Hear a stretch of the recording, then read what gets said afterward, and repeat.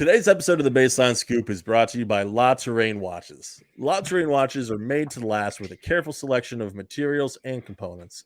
This focus on detail from the design to your wrist provides their customers with a great watch at any price. Shop La Terrain Watches today. And don't forget to use promo code BLS10 for 10% off. That's promo code BLS10 for 10% off.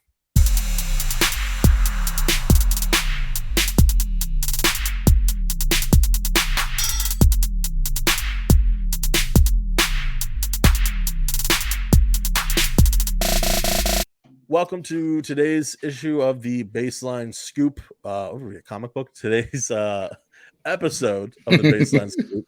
Great start already. Zach Ciavolella here with Justin Crosby. As always, Justin, how you doing, man? Doing good, man. How about you? I'm good. You know, there's been some exciting news in Philly. You know, nothing. It's not all kicking off yet, but there's been enough to talk about.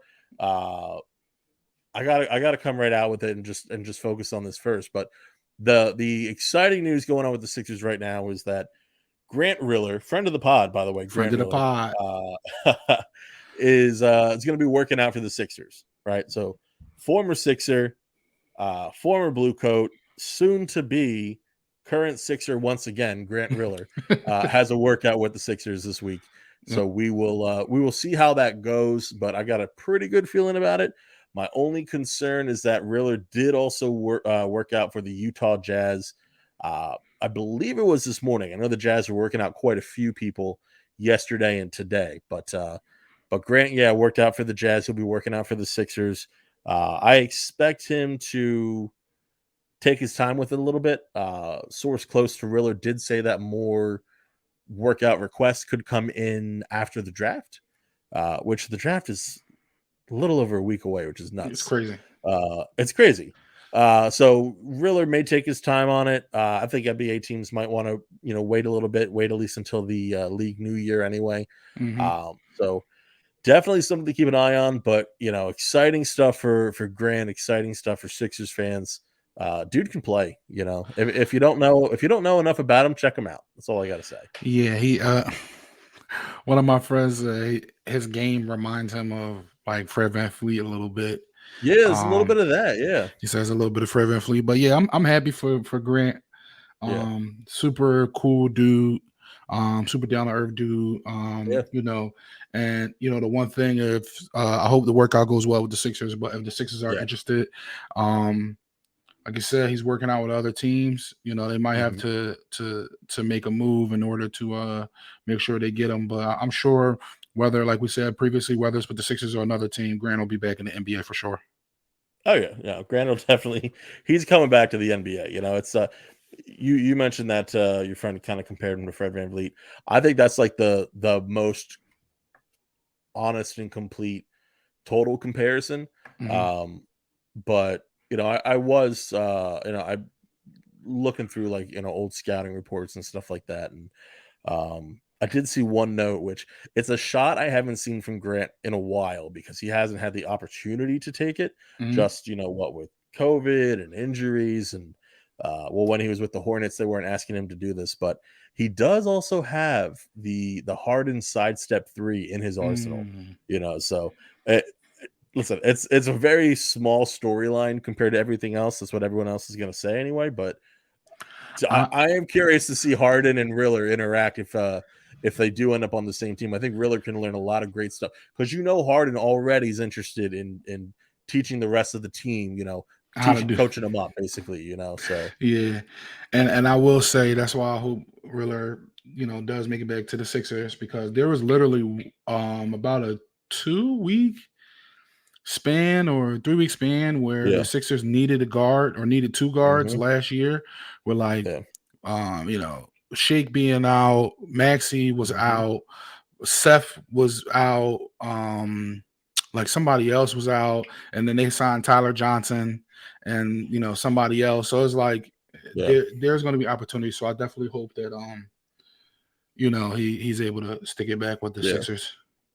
Man, Tyler Johnson, I wanted that to work out. I thought, just maybe, 2 years too there late. wasn't enough evidence to support it, but there was like, it's better than what we got. 2 years too late. That's all. That's what it was. Yeah, looks that way. But that's again great news on the Grant front. For sure. We'll be obviously giving updates as that um, continues, and following all the Riller rumors as they come. Mm-hmm. But it's not just Grant Riller rumors that are flying around Philadelphia right now. There is also I won't even say a little rumor, but there's just kind of been the focus for I think the past couple days. Kevin O'Connor of the Ringers, Kevin O'Connor came out and said that in an article of his, alluded to Philadelphia shopping veteran Danny Green and the 23 or the 23rd pick rather in the 2022 NBA draft. So before we even delve into this, because there's a lot of meat into that, right? Mm-hmm. What makes me think even more so that this is the case, and you actually brought this up to me earlier today, Justin. What makes me think even more so that they are in fact shopping Green in 23 would be the report that came out today, one day after Kevin O'Connor's piece, stating that the Sixers are actually looking to use the 23rd pick, and they're falling in love, with Justin Williams, was it? No, Jalen Williams. Jalen Williams from Santa Clara. Yeah. Santa Clara's Jalen Williams, exactly. So just the timing of that is, I don't know, man. I still feel like Philly's looking for it, exactly. Fishy. Yeah. And it's like, I mean, the other thing on top of that is like, do you think Jalen Williams is even going to be available at 23? I mean, yes. I mean, depending on the way the board falls, but I think he's in that. I mean, he's shooting up the draft board, really, but more so just the way things shake out with team needs. I do think that I do think that he'll be there or be in the vicinity in that area. He'll be picked between 20 and 25, in my opinion, or like 18, like 18 to 25, probably like 20 to 25. Yeah, I think 18 to 25 is good, because the reason why I say that, right? So the Chicago Bulls are obviously at 18. Now Chicago is looking to move the pick. They're looking to move Nikola Vucevic as well. Kobe White, this is all stuff. I think all of that was part of Jake Fisher's report today. Former or rather Bleacher Report's Jake Fisher talking about all that in trade news for Chicago. So to if they do keep 18, to get a wing, a much needed position, dude is flying up draft boards, an athlete, 3-and-D. Like, there's so many things that you can say about Jalen Williams. Like, they need that in Chicago. It sounds like they're going to bring back Levine, which is great. DeMar DeRozan is as good as he was offensively last year. He's incomplete, and San Antonio at least had a lot of success playing him at the 4. So we'll see what happens with Patrick Williams this year. Maybe we see DeRozan at the 4, maybe we don't. Either way, they're going to want to develop a small forward around. So if Chicago keeps it, I think he makes sense at 18. 19 Minnesota, I think he makes sense. Just because they need a 3 or a 4. Well, I mean, really, they need a point guard, but I just don't know who's. I mean, unless Ty Washington's still there, I really don't know who's going to be there for Minnesota. Or they might trade up the guy who's flying up draft board. I think it's Blake Wesley from Notre Dame. Oh yeah. He's flying up. Well, it's so funny. Like, I never really thought about him as as much of a point, but I'm hearing more conversations about that. I always thought, just given his length, like score first guard. Yeah, just score first wing. Like, I was thinking like an aggressive Gary Harris. Well, like Gary Harris that 1 year. Because Gary Harris did have that one in the bubble. I forget when that was. Like 2017. I don't know. Was it the bubble year that it was? It was like 2019. He was really good. Yeah, 2017-18 is what it was. 17.5. Yeah, so like basically that, 17-18 Gary Harris is what I think of when I think Blake Wesley. So we'll see what happens. He's definitely a name to watch. But Denver, I think, makes sense. I feel like Memphis constantly is drafting athletic wings, and they're always taking who Philadelphia wants ahead of them.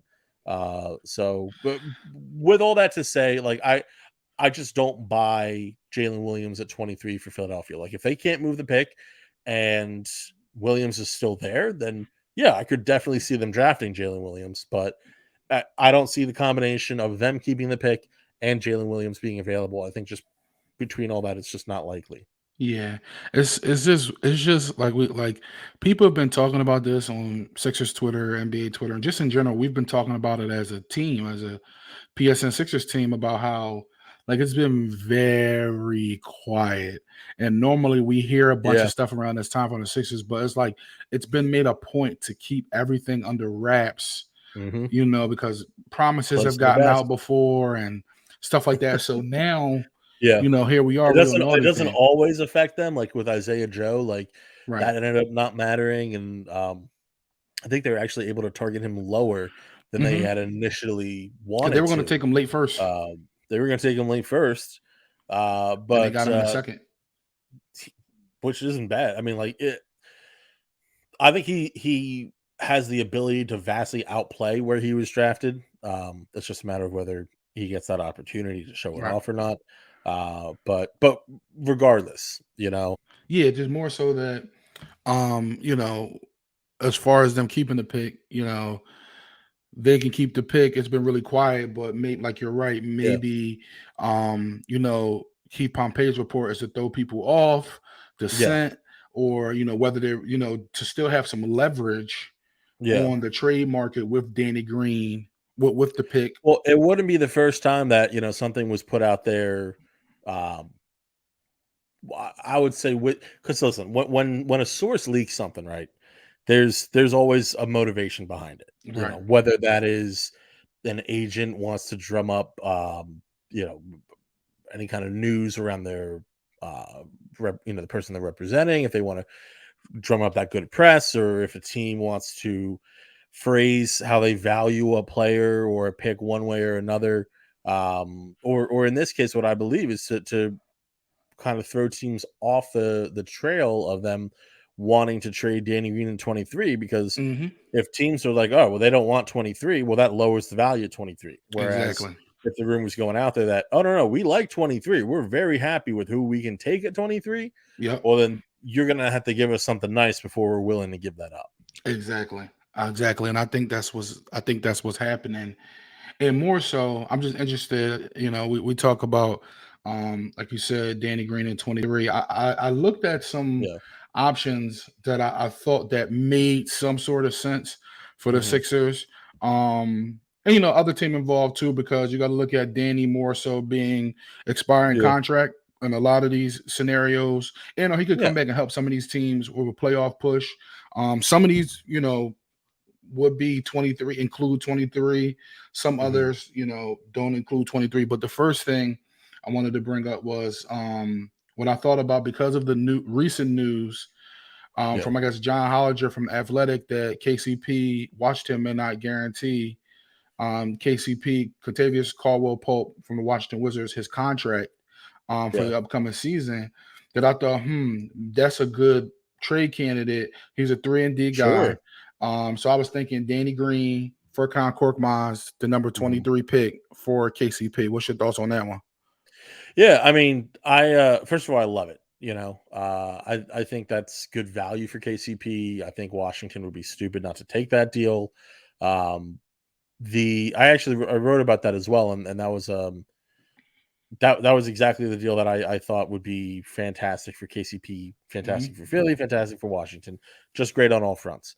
Um, the the news that Hollinger broke, that's what gets me wondering, how much does Philly really need to give up in this? Does this turn from, you have to give up 23 into, well, now it's just Danny Green and Isaiah Joe, or even Korkmaz? Like, what that depends on. Listen, I think Isaiah Joe honestly has a little more value than Korkmaz right now when you just look at I was everything gonna from say that. age to contract value, everything such as that. But are they willing to do Danny Green and Furkan Korkmaz? They always trick themselves into thinking they're a contender anyway. So maybe they do think they have value in Danny Green. But whatever and then throw in second round picks if you want, whatever after that. Right. Honestly, who cares? Like contenders, second round picks, like that's when it really doesn't. Unless you have an eye for drafting, like Daryl Morey does, picking up guys like Charles Bassey and Paul Reed, like contender second round picks really don't mean much. So if you want to move that to Washington alongside freaking Korkmaz, Danny Green, all well and good. End of the day, I absolutely love the idea of KCP in Philly. however they potentially go about adding him. And I really I want to hear so bad Kate Scott just say KCP for 3, because I think that she can just make that sale, So I'm looking forward to it. I've already convinced myself that somehow, some That's way, gonna that's going to happen. happen. Yeah. So I'm waiting for. I'm just waiting for it to happen. You gotta wish it into existence. So my bad. Yeah, you're good. Danny Green and the 23rd pick for DeAnthony Milton of the Memphis Grizzlies. I already know you're Yeah, gonna jump all over that one. yeah. I'm super pro Melton. All right, let me get that out of the way right now. Very, very You've much actually pro turned me DeAnthony into a Melton. DeAnthony Like, Milton fan. I hope to turn everyone into DeAnthony Melton fans. I'm looking to formulate. So you had the Mike Scott hive. You have these certain things, and I need Melton's minions. That's what I'm Mike working on over Scott here in Philly.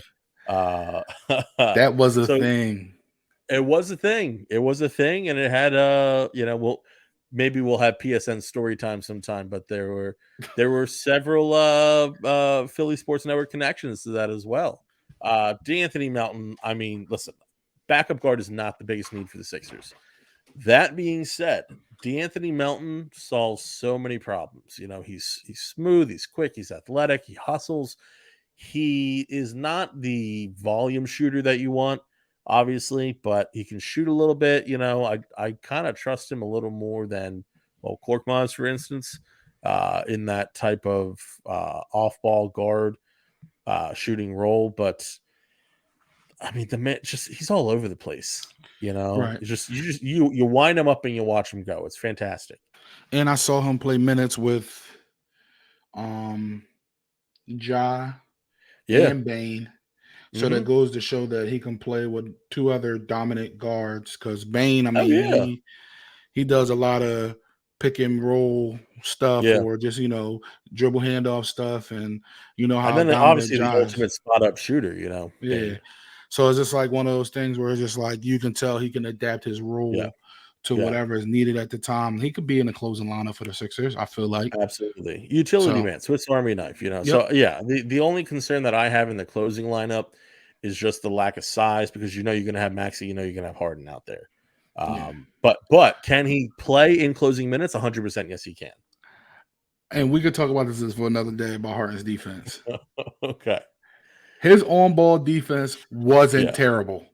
It wasn't. You're right. Listen, you're Like all 100% the right. stuff that I saw, I'm Mhm. like, yo, he wasn't that Yeah. bad. Like off-ball Yeah. defense, the Sure. corner is always open because he's always ball watching. Yeah. But Well, the on-ball listen, defense Harden and the is bobbing up, he's Mr. Business Decision. Like that's how he's been since D'Antoni got him anyway. yeah. And that's honestly, it is what it is. It's whatever.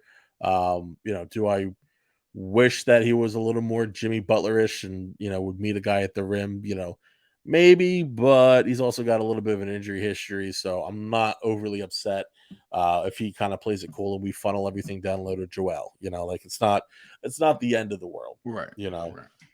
But you actually brought up a good point, like theoretically sliding Harden over to, say, the 3, and he effectively becomes like a point forward.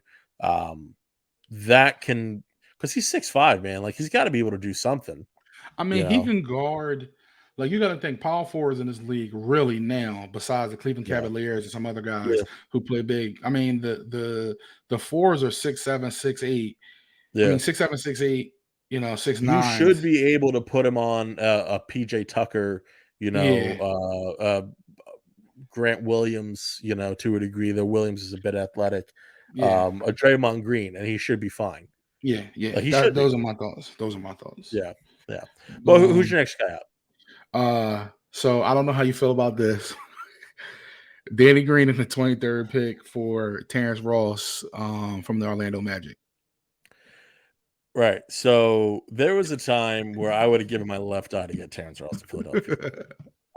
Uber athletic, like the highest of flyers out with Toronto, and even the way he started his career in Orlando looked pretty good still. He had the He shot, was a he had the Sixer killer, yo. athleticism. Yeah, no, absolutely. But we can't go out and get every Terrence Ross, TJ Warren, Al Horford, just because they kill our team, and there's a lot to like about Terrence Ross in theory, right? I just think that you talked about 2 years too late earlier, and I think that's kind of the case with Terrence Ross. I I just respect don't that. know that he's at that level anymore. Um, I'm not against adding him. I don't think it's going to take the 23rd overall pick. I think, especially considering the fact that if you trade Danny Green in the offseason, he will be able to be moved again before the deadline when you get a little closer to him actually coming back to game action. So that means that Orlando is going to have a tradable asset once again. Right. Danny Green does have trade value. Yeah. Okay. So if you want to match Danny Green plus, a second round pick or two, probably 2 second round picks, that's probably more so that Terrence Ross territory Hmm. because I would much rather go with, whatever, Dalen Terry or Wendell Moore, Yeah. EJ Liddell for sure. Like, just because I don't think, like, you look at Ross's shooting numbers last season, and I know that it was an absolute nightmare in Orlando last year, but I listen. I think there's more consistent players that you can add. Like for instance, we already talked about KCP, and Yeah. that's just where I'm at with it. Yeah. Yeah. No, I feel you. I feel you. How about this next one? I know this next one you're gonna like. Danny Green in the 23rd pick for Royce O'Neal, Utah Jazz. Yeah, no, 100%. So Royce O'Neal, he kind of fits every characteristic of what the Sixers are looking for. He's got decent size. People thought at first he was 6'6". Then with the new NBA measurement, he was like 6'4" and a half. Hmm. I want to say something like that. I'm pretty sure his wingspan's 6'9". So that's a solid wingspan right there. He's proven that he's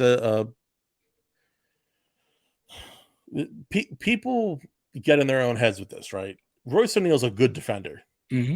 I agree. Now, people overanalyze, and when it comes to a lot of these like high energy guys, the Pat Beverleys, the Marcus Smarts, the Draymond Greens, the Royce O'Neals, they see the high energy guys. They know how to draw a charge. They know how to really flop too. And I think Royce O'Neal less so even than the other guys, less extreme of a case. But they start taking points away from these players as defenders. But like, no, Royce O'Neal is legitimately a very good wing defender in the NBA. He is a good shooter in the NBA, above average on 4 attempts a game, roughly. I want to say. Uh, no, the dude's like perfect. He'd be a perfect fit in Philadelphia. Put him right at the 3, replace Danny Green, just like you'd have KCP do. But you get a little extra. Well, you get a little tiny bit extra youth. I think, what is he, 2 years younger than KCP? I want to say just about. Yeah. But in addition to that, you get that extra, that zest, that dog that they were looking for, and I like KCP. I think he'd be great here. I think he's closer to a Danny Green than a PJ Tucker, if that Yes. makes sense. Yes. Which is not a bad thing at all. It's a good thing either way.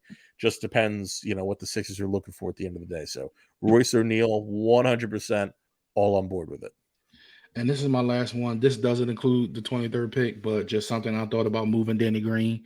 Danny Green, Furkan Mhm. Korkmaz, Charles Bassey for Eric Gordon, and a late second round draft pick from the Houston Rockets. Yeah, so Eric Gordon. Let's talk about Eric Gordon for a second. He was a hot name at the trade deadline last year. Phoenix, in particular, super closely tied to him. Obviously, Phoenix should have traded for him at the Yep. deadline. The price has always seemed like A little bit at too high. least one. Well, yeah, no, exactly. It's always been consistent, like at least one higher first round pick. So maybe 20 is enough to get it done, or maybe you need like 2 in the latter half of 25 to 30. Whatever the case may be for Houston, where they're actually looking, um, decide that they're able to just kind of lean into it and be like, all right, well, we'll just move on and get what we can. There's no reason for him to be in Houston, like whatsoever. Uh, he did kind of build value last year because he shot over 40% from 3. That's out of the ordinary for Eric Gordon. I don't have faith that this undersized, off injured 2 guard is at his age is going to come into Philadelphia and shoot as good, or even close to that, as soon as he becomes a Sixer. Like, players already forget how to shoot when they come to Philadelphia. Yes, but also you have to realize the effect of James Harden and Joel Embiid will create more wide open opportunities for him. He's already a high volume shooter, can be a high volume shooter, but it's a difference when you're out there playing with Christian Wood and That's Jay-Sean fair. Tate, Jalen and Green and Jason Tate. Yeah, I do yeah, you love know what I mean. Jason Tate. Like, imagine Embiid kicking it to him, and he's like wide open Yeah, in the corner, wide open at the elbow. Like I do, I do think yeah. it's a little bit better of a Well, so situation. let's talk about. So this is my favorite stat when I look at players that I want to potentially add to Philadelphia. Right, that's catch and shoot threes, because that's going to be the majority of what you do. Right. So Eric Gordon last season, catch and shoot 3-point field goals, 5.3 attempts per game. Fantastic. Like, that's Mhm. amazing. That's exactly what you want. He hit him at 41.2%. Like, that's incredible. Again, not a single problem there. Well, I'm sorry. Actually, I'm on the wrong line here. 3.3 attempts and actually 42.8%. So a little bit better percentage, couple less attempts per game. Still, off catch and shoot, 3.3, 42, very good. It's when you go back to previous years. Let's go back to 20 to 21, right? So when we look at that, actually off the catch and shoot that year, 5.1 attempts. That's great volume, 32.8%. Mm, That's when we start having the problem. If we go to 19 to 20, that's when we're looking at 5.9 is the volume, 28.4 is the percentage. So I just don't know what Eric Gordon Philadelphia is going to get. And maybe that's a risk worth taking. If you're not including a first round pick, I think that you have a much better odds of that. If Houston is demanding a first round pick, which I think that they're going to find somehow, some way to actually get it, uh, gotta walk away it's from a deal. probably going to be too. It's going to be too rich for Philadelphia's blood. But Mhm, that deal that you laid out, absolutely 100% done deal mhm. for Eric Gordon, because just on the hope that he can shoot like that, no brainer, just no brainer. But I Yeah, just, again, I'm not super high on Gordon replicating his success. and that's understandable. Um, you know, and it would probably be the move would be scrutinized because it would be another time that Daryl went and got one of his guys, Yeah. Well, right? then he So it would goes and he be signs Daniel House, and they're all one big happy it would family to again. the Philadelphia Rockets. Yes, yes. You send Harris to Minnesota for Patrick Beverly and Malik Beasley, and it'd be, yeah, one big happy family. Yeah. So I mean, we'll see. We'll see ultimately, but Yeah, those are some of the things I was just when I was looking around, I'm like, what could Danny yeah, Green, and the 23rd pick kind of fetch, in this market right now. yeah. And those are kind of some of the things I came up with.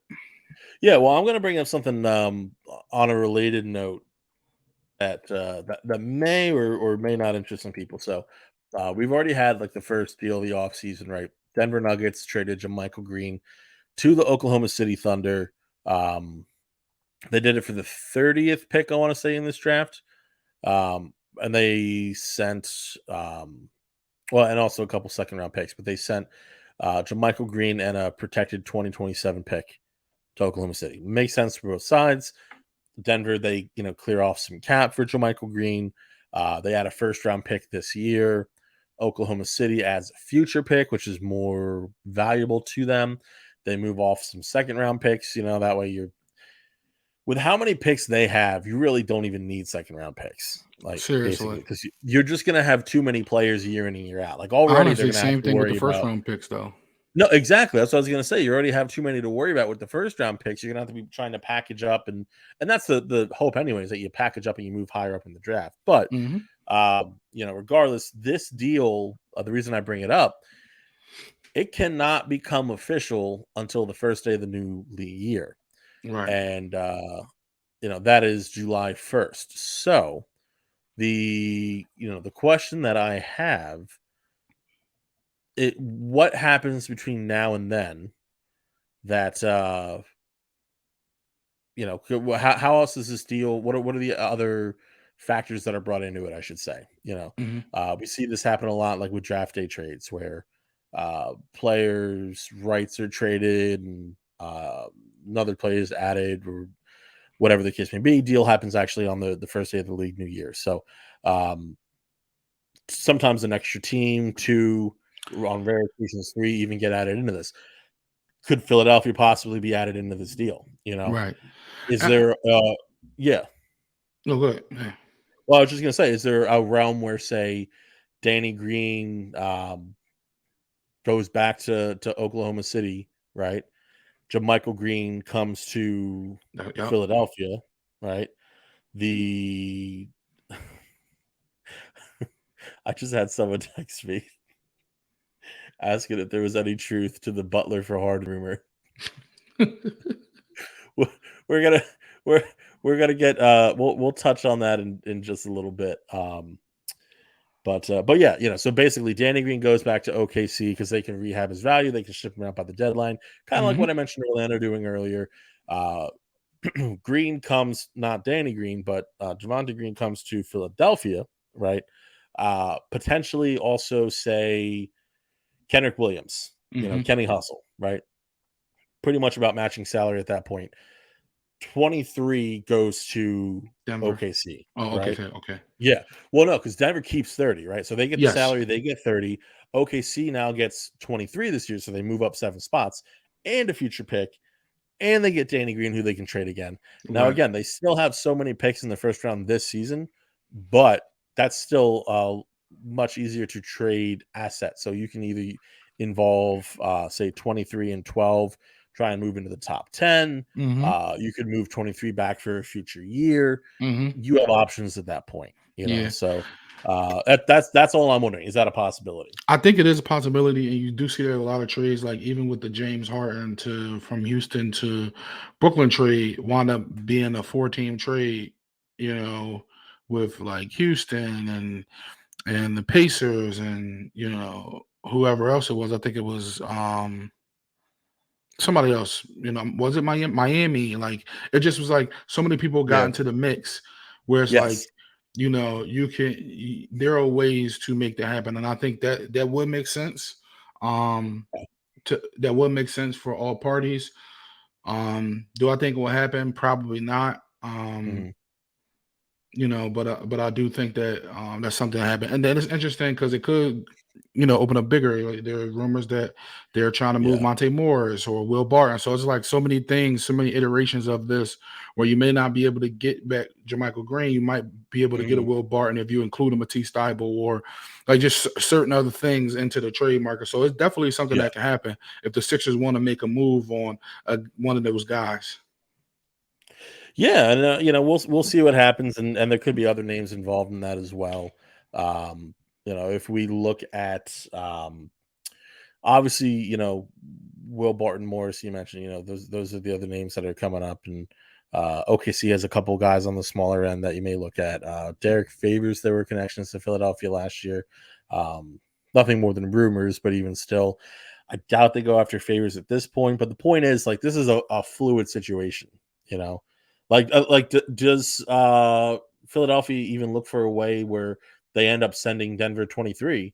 They pick up 30 and a second round pick from OKC, right? So it's just Yep. it's the kind of thing where like you could talk about it for an entire day and then it ends up not even mattering because you don't do anything at all. So it's interesting. It's fun to think about.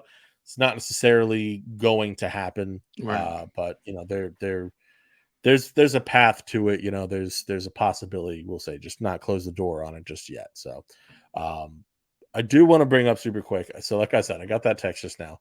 Um, Asking if there was any validity to the Jimmy Butler for James Harden trade rumors. Now, let me ask you this. Is this what Kendrick Perkins is talking about? Because I heard something about what K Perk said, and I couldn't find it anywhere. I Yeah, me couldn't, either. like, I don't think so I don't know if so. this is that, because I had kind of heard something about this from, I want to say it was NBA Analysis Network, because you know how they're always putting out, like, all these just random Trade, trades, like, yeah. here and I there. I didn't hear the stuff from Perk. Like I didn't hear it, Yeah. can't find it, so I don't know.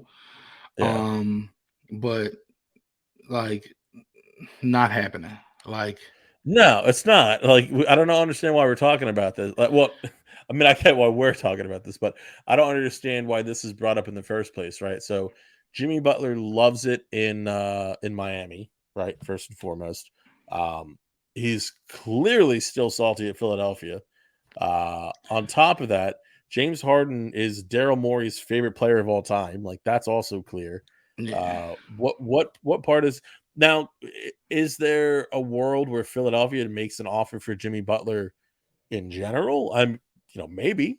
You Right. know, do they go for some type of maxi plus um, Tobias Harris offer for Butler and whatever other piece from Miami? I mean, maybe it's not something that I'd recommend because I'm obviously very high on Maxi, Right. very low on Jimmy Butler's contract, even though he did wheel the Heat as far as they did come during this past season. But for Harden, it's not happening. Like, why are they going to do it when they have Kyle Lowry? Um, what about what Jimmy Butler, or rather what James Harden did this past season, would make Miami think that he's the player that's going to take them even further than Jimmy Butler did? Right. And at what part about James Harden says Heat culture? I mean, honestly, the Heat will probably move off Kyle Lowry before they even thought about moving Sure. Jimmy Butler, number I one. think And number Butler's there until he's done. yeah. Then number two, I just like I mean, but that's the thing now, like you can really say Yeah. everything. And it's like even crazy how, the whole like ball sack sports thing like blew Oh, up yeah. because Daryl Morey Yeah. said it on like, you know, 97.5. It just goes to show you that Yeah. one, Yeah. everybody's watching, right? Like even if you Oh, yeah. think nobody's seeing your tweets or your articles or Hmm. whatever you make up, right? Somebody is seeing it. So that's number one. Number two is like it's just not happening. Like all signs point to James Harden being in Philly, Jimmy Hmm. But like literally, okay, not the same coaching staff, but literally Elton Brand and the owners are still here who made the decision, Yeah. like who helped sway Jimmy to not want to sign with Philly.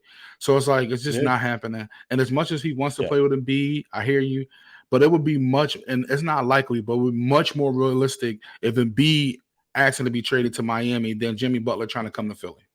Completely agree. Yeah, Absolutely agree. yeah, Um, that's not likely, but that's much more no, it's realistic. not, because who's in Miami that Daryl Morey would want to bring to Philadelphia? I mean, Nobody. Tyler Harrow's their most valuable draft asset, unless you count Bam Adebayo, who kind of showed his flaws this past season. And I don't really want either of them, to be honest with you. Not if Embiid's what I'm giving up. Like, I- Exactly. that, even entertaining the thought, what would you need? You would need Adebayo, you would need Tyler Harrow, you would need, geez, I don't even, like, Two other half the roster, players. they're free agents. But this is the thing, is like, what other players would you even want? Do you want Duncan Robinson in his, No. 3 years and $45+ million, $50 million anyway, coming back? Max Strus, Gabe Vincent. Like, I know they kill us, but like they're fine NBA players, but they're not going to change the. I mean, Omer Yurtseven is considered untouchable. Maybe he's the guy that really wins this deal over for Philadelphia. And when you look at draft picks too, it's like, I guess you get a lot of swabs, but like how good is a draft pick gonna be if that team has Jimmy Butler and Joel Embiid on it? Like, yeah, like, what's Maybe the it's point? future first You rounds. need you need the Brooklyn for you. That's what you need. You need the Brooklyn picks. Yes. Yes. Uh, maybe you get that, maybe you don't. We'll see. But either way, it's just listen. It's not happening, man. Thankfully, not. Jimmy Butler's not coming to Philly again. I'd love that. I just don't think it's feasible. Joel Embiid's not going to Miami again. I love that. Nope. Uh, that's it. I think we can be done talking about this. Hmm.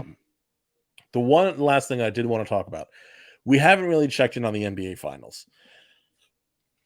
I would forgive people for not noticing that the NBA Finals are going on, because I feel like this is the most boring finals in years. And so my thing is, like, the bubble, I get it, but at least that had like the Heat like have no business being here, or LeBron's first ring with the Lakers. Like, it had those narratives, but it's like we're watching a Warriors team that is clearly nowhere near as good as the past Warriors teams go up against a incredibly deep, yes, but also flawed Boston Celtics team. Uh, I, I don't know. I just and I guess being from Philadelphia, like that in particular makes it kind of hard to root for because, like, well, I'm sure it's all not rooting for the Celtics. No. But I mean, I got to root for the Warriors. Like, I mean, they're former Philly, but those days are long and gone. Yeah, I think that. So one, I mean, games have to me games. Okay, so one, when I've been able to watch them because I put little man to bed around that Yeah, time, and by the time I get him down, it's like the third yeah, quarter, so I always miss the first half. yeah, But and then sometimes I'm tired, I don't even make it. But most yeah, recent games, I think I watched what 3, 4, and 5, 3, 4, and 5. So um they've been entertaining, and I watched the fourth quarter game one. It's been entertaining mhm, to me just because it just seems like every time a team is down, the other team comes yeah, roaring back. I think that's entertaining. I think like seeing like it's still magical seeing those Steph performances, like to me. Like last night, yeah. Well, game five, they won, but he was yeah, terrible. yeah. He didn't even hit a three. He's terrible. 0 for 9 from Yeah, 3. I think 7 for 22 overall. mm, But I mean, like the performance he had in game four, yeah. like those Steph Sure. games are still magical to be Yeah, able to witness, right? Because he's going to go down as the best shooter we've ever seen. On top yeah, of that, probably top 5 point guard ever. So it's yeah, like witnessing that. Also witnessing like it's just entertaining. Like Draymond is a lunatic. Like watching him, like yeah. back in the day when they had like I a mean, a Zion Draymond cam. Marcus Smart final does sound like something that would be entertaining, but I feel like it hasn't really. Personally, No, I feel like it between hasn't those delivered two, as no. much. But But Draymond has been like they need a mhm, Draymond cam. Just follow him around, yeah, like doing all the dumb stuff he does. Like it's hilarious. He yeah. gets away with murder. Like Oh he's yeah, he's cussing out a ref for legit yeah, 3 minutes, and they don't do anything. It's hmm, crazy. Like it's yeah, crazy. And yeah, seeing like pool party Jordan Poole going from being like this main cog to the team to only playing 10 to 12 minutes because he can't defend anybody, right? yeah, That's interesting. And yeah, then with the Celtics, like Jason Tatum, like he's had maybe one good game so far, like you can classify as a good game. yeah, Jaylen Brown had like games like 1 through 3 was like the finals MVP. Then he just like yeah, disappeared, you know. Al Horford, like one night is like, oh my God, I fell in the youth. The next night is like, this yeah, guy's old. So it's yeah, just like, it's just entertaining to me, mm, you know. Now, the one annoying thing for me is yeah. all the days in between games. That's very annoying. Oh my gosh, yeah, no, that's awful. No, they're trying to get. Listen, I get it. You're trying to give an extra day off, between travel days. Enough, just enough of it already. Like, just play the game, right? Like it's worked for hundreds of, like over 100 years. Like just play the game. Like it's not They're that big trying a to deal. stretch it out to the week of the draft. They're trying to Yeah. Well, they're that's trying to yeah, that's what they're trying to do under the guise of doing this for player protection and comfort. Uh, but you're exactly right. They're trying to stall out the coverage, the notoriety, the money that comes alongside all of that, and it makes it more boring. Mhm. There's just not the excitement of like, oh, well, what's going to happen, next, and it's just that like value of depreciation where like as every day goes by, it's like less and less interesting It is. until you get that next game. But for me, the biggest annoyance is Jason Tatum thinking that he's Kobe Bryant throughout all this. Uh, did you see the most recent thing he did? No, what did he do now? So Is this a text message? now, no, it's not that. So that came and went. And now this, I'll be honest, I don't even know if 100% this is real or not. Um, I think it's probably not, but I saw out there somewhere, what's there to be happy about? Job's not finished is what he said after the loss. Um, okay, so I found it here. it's Hoop Central, but it's Hoop with 3 O's. So it's one of those fake ones, which I when it's something like this, I love it. Yeah. When you're acting like you're breaking news, it's not good. But it's something like this, I'm all for it. But so he came out with the Kobe, what's there to be happy about? Job's not finished after a loss, and it's like, yeah, this is satirical. Yeah, this is a joke. Whatever, falls perfectly in line with Tatum's entire attitude so far, though. So it's now at the point where it's becoming meme worthy and it's comical, like I said, and everything like that. But like, dude, don't freaking try so hard. Like LeBron didn't try this hard to be Jordan, like as hard as this dude's trying to be Kobe. And it's like, and listen, his relationship with Kobe was obviously closer than mine ever has a possible chance of being. But I don't know what part of this seems respectful to Kobe. You know, like if you're gonna text Kobe before the game, to his old number, whatever, okay, but you give that to ESPN, like to publicize after, like what are we doing? Yeah. I mean, I don't know. I just I don't even care about that. What I Dude, care play about the is game. Just I play the know. game. You're And I just want losing. You're Boston to down lose. 3-2. Play the game. Yes. And I want Boston. I cannot take a Celtics NBA Finals Yeah, I'll victory. be insufferable, right? Like, no, I don't think people understand. And I won't just be like a mess and a danger to be myself. I'll be a danger to other people. Like, I will not like this will not be a good thing. This will be like I don't know what version if I turn into some like evil anti Bill Simmons type or what I'll Oh turn my God. into, but I it's need not going to be good. I'm telling you right now. listen, I need a loss to hear the Bill Simmons pod after the Yeah, Celtics blow the series. Listen, yeah, I would have rather Brooklyn with Ben Simmons win the yeah, NBA title over the Boston Celtics. yeah. Win the title, yeah, yeah. Because at least that KD carried him to that title. Exactly. But And to and see and Kyrie Jason coming Tatum back and changed their Jalen Brown, fortunes. yeah, to see two guys who should be Sixers take the title, plus Al Horford, who strangely enough I hate more than Ben Simmons. And on top of that, just it's the Celtics, man. Like Celtics versus Nets, like I, I freaking hate the Celtics, man. Like Yeah, me burning too. passion. Like Me too. there's been like three. I can think of three off the top of my head going back to 2000. Three Boston Celtics that I have liked, that I kind of put up with it. And there's like guys in between like Derek White where it's like you're a nice player or whatever and I don't hate you, but you're a Celtic, so I kind of hate you. But like outside of Garnett, Jalen Brown, and Tony Allen, like, dude, I hate the Celtics. Every single Celtic, every person who plays for the Celtics, absolutely hate them. Freaking poo poo in a wheelchair, Paul Pierce. Absolutely hate the Boston Celtics, and I don't know what I'm going to do if they win a title for the Sixers. Yeah, I can't stand the Celtics. I could not. That's why I'm rooting for the Warriors, and I hope they close it Yeah, out tomorrow night. you gotta. I mean, yeah. So a friend of mine once, he's a Giants fan, right? New York Giants football. And when the Eagles were playing the Patriots in the Super Bowl, I asked him, I said, hey man, who are you rooting for in the Super Bowl, the Eagles or the Patriots? And his answer was the meteor.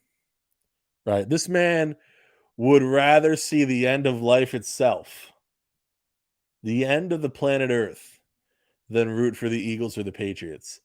And it's like I'm I kind of understand that now. I was like, that's a little extreme at the time, but I'm Oh starting to come man, around on it a little bit. I'm starting to come around on it a little. I'm happy for Andrew Wiggins and right? I'm an Otto Porter guy, so I'm happy about that. Jordan Poole's nice, Maxi's nicer.